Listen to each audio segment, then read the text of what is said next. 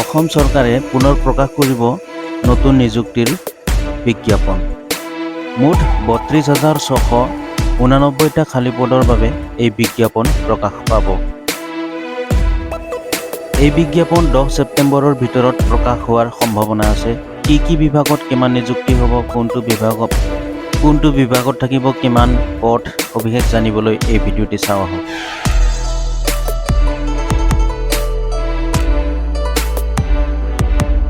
গৃহ বিভাগত নিযুক্তি হ'ব 4,097টা পদত।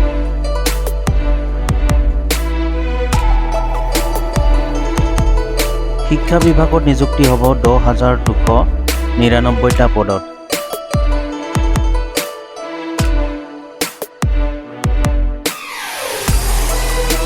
স্বাস্থ্য বিভাগত নিযুক্তি হ'ব 5,105টা পদত।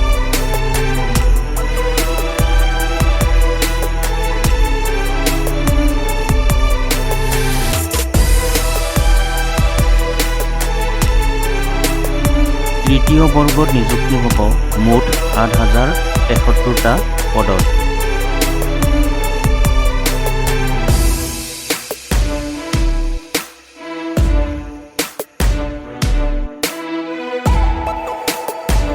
চতুৰ্থ বৰ্গত নিযুক্তি হ'ব মুঠ 4,939টা পদত।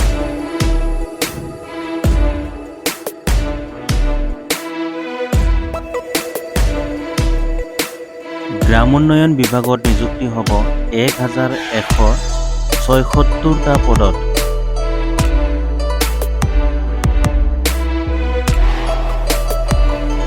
মুঠ নিযুক্তি দিয়া হ'ব 32,689টা পদত।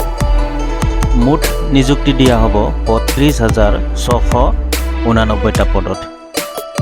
গতিকে সকলোলৈ শুভেচ্ছা থাকিল, যাতে এই নিযুক্তি প্ৰক্ৰিয়াৰ জৰিয়তে আপুনিও এটা স্বচ্ছ আৰু নিকা পদ্ধতিৰে চৰকাৰী চাকৰি লাভ কৰিব পাৰে।